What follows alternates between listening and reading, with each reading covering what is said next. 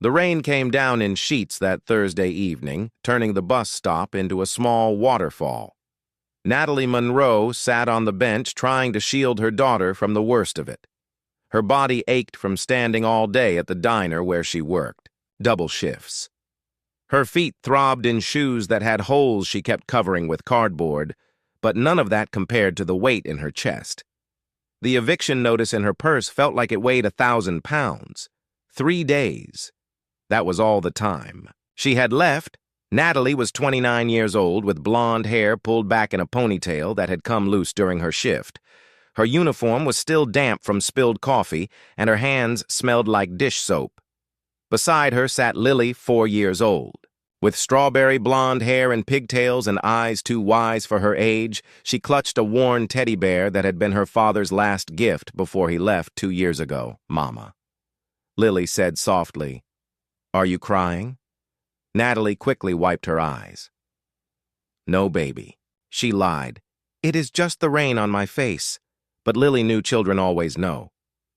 The little girl pressed closer to her mother, trying to offer comfort. The only way she knew how, Natalie pulled Lily onto her lap. Even though her legs were numb from exhaustion, she wrapped her thin jacket around both of them. It did little against the cold October rain.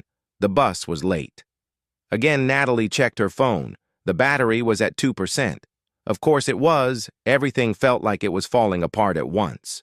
She thought about the eviction notice, about the landlord who had finally lost patience after 3 months of partial payments, about the second job she had applied for but never heard back from, about the food bank that was only open on Tuesdays, about the shame she felt every time she had to choose between feeding Lily and paying the electric bill.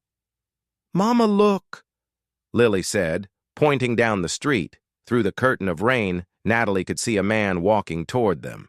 He wore an expensive dark suit that was getting soaked. His hair was slicked back from the rain, and he walked with purpose. Despite the weather, as he got closer, Natalie could see he was younger than she first thought. Maybe 35, with strong features and an intensity in his dark eyes.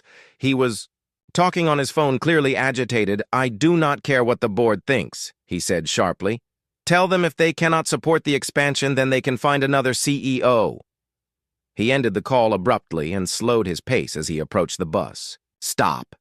His eyes landed on Natalie and Lily huddled together on the bench. For a moment, he just stood there in the rain, staring. Then something shifted in his expression. Natalie looked away. She had learned that eye contact with wealthy men often led to assumptions she did not want to deal with. "Excuse me," the man said. His voice was different now. Softer.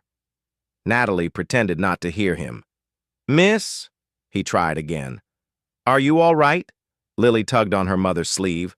"Mama, he is talking to you." Natalie finally looked up.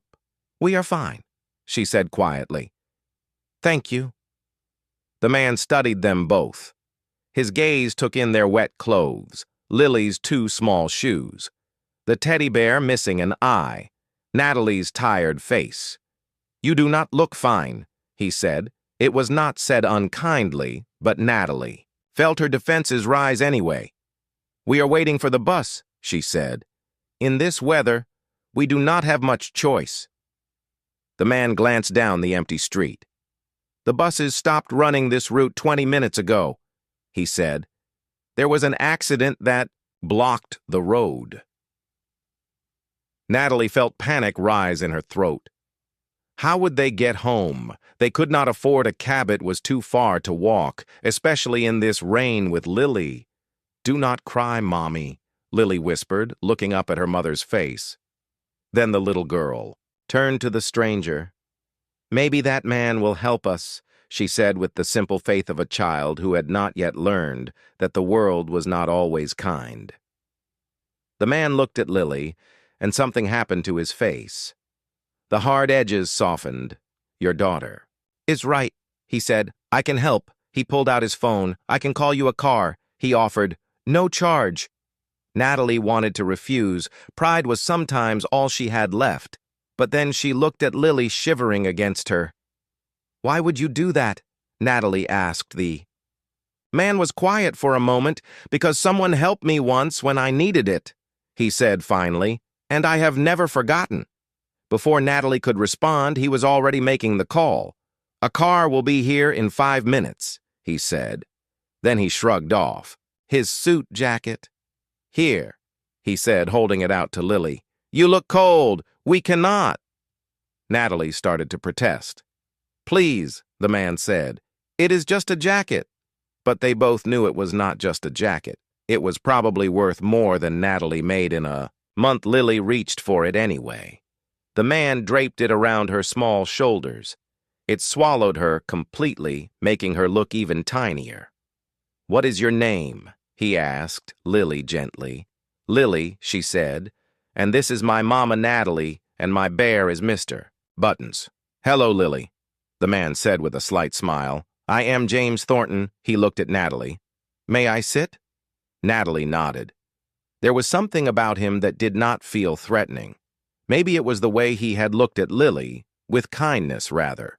Then Pity James sat down on the wet bench, not seeming to care that his expensive suit was getting ruined. So Lily, he said, tell me about Mr. Buttons.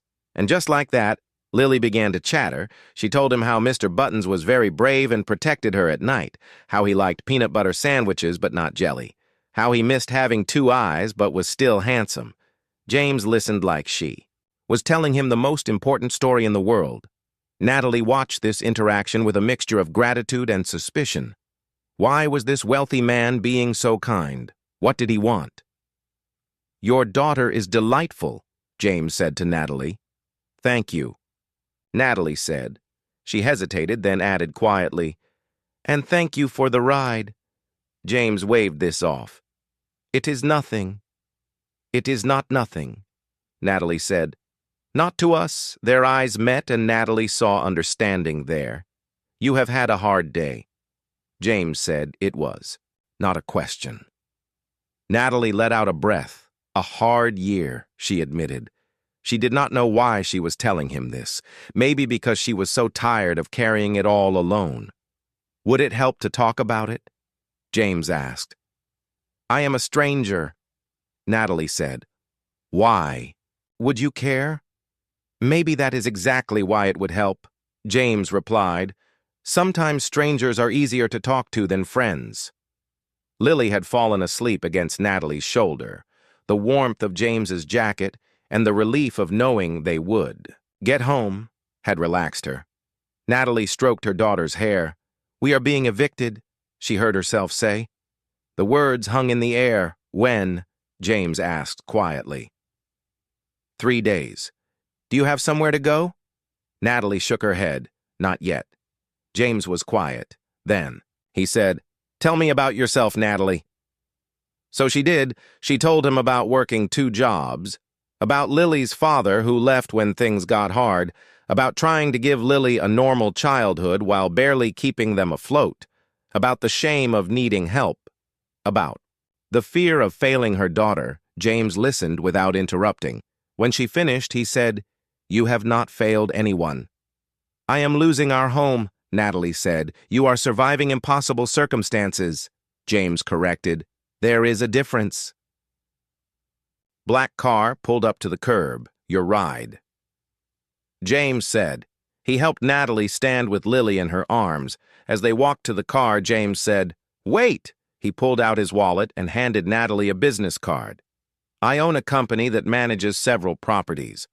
He said, We are always looking for good people. Natalie looked at the card. Thornton Holdings. I do not have any experience in property management, she said, but you have experience in working hard and caring about doing things right, James said. That is what matters. He opened the car door. Call that number tomorrow, he said. Ask for me directly. Natalie settled Lily into the back seat. The little girl stirred slightly. Bye, Mr. James, she mumbled. Thank you for helping my mama. You are welcome, Lily, James said. He looked at Natalie. I mean it about the job, he said. Call me. As the car pulled away, Natalie looked back through the rain. James was still standing at the bus stop, in his soaked suit, watching them go. The next day, Natalie called the number. James answered on the second ring. "I was hoping you would call," he said. 2 weeks later, Natalie started work as a property coordinator at Thornton Holdings. The pay was double. What she made at the diner, James had also arranged for them to stay in one of his company apartments until they got on their feet. No deposit required. The first day at work, James stopped by her desk. "How is Lily?" he asked. "She talks about you all the time," Natalie said. "She says you are her friend." "She is right." James said over the following months, something unexpected happened. James began stopping by Natalie's desk more often, always with a legitimate work question. But, staying to talk longer than necessary, he met Lily when he gave Natalie a ride home one rainy evening. The little girl lit up when she saw him, Mr. "James," she squealed, "you came back. I promised I would," he said. He had brought Mr. Buttons a new eye. Lily was overjoyed. Natalie watched James carefully sew the button onto the bear while Lily supervised. This wealthy CEO sitting on her worn couch. Fixing a teddy bear 6 months after they met, James asked Natalie to dinner, like a date. Natalie asked, surprised. "Exactly like a date," James said. "If you are interested, why?" Natalie asked, "Why me?" James thought about this. That night at the bus. "Stop," he said. "When you were at your lowest, you still chose dignity over desperation." He continued, "You did not ask me for anything. And you looked at me like I was a person, not a bank account. Also," he added with a smile, "Lily said I should ask. You out." "She did not." Natalie laughed. "She did." James insisted. "Last week she told me that I should marry her mama so she could have a dad again." Natalie felt her face heat. "I am so sorry." "Do not be," James said. "It made me realize I wanted the same thing." 1 year later, James and Natalie were married in a small ceremony. Lily was the flower girl. She took her job very seriously. At the reception, James gave a speech. "A year and a half ago, I was having the worst day of my career." He said, "I was angry and frustrated. Then I saw a woman and a little girl at a bus stop in the rain." He looked at Natalie. "I could have walked past, but Lily pointed at me and told her mother that maybe I would help. She was right, but what I did not know then was that they would help me more than I could ever help them." He raised his glass to the little girl who believed a stranger could be kind, and to the woman who taught me that real wealth has nothing to do with money. Natalie stood and hugged her husband. She thought about that rainy night, how desperate she had felt, how certain she was that things would never get better. She looked at Lily dancing with James's mother, at their new family, at the life they had built together. Sometimes help comes from the most unexpected places. Sometimes a rainy night leads to a clear tomorrow. And sometimes the kindness of a stranger changes everything. Not because they solve all your problems, but because they remind you that you are not alone, that you are seen, that you matter. If this story warmed your heart, please like and share it with someone who needs a reminder that difficult seasons do not last forever. Subscribe for more stories about hope and unexpected blessings. Comment below and tell us about a time when a stranger's kindness made a difference in your life. Your story might inspire someone else to extend a helping hand today.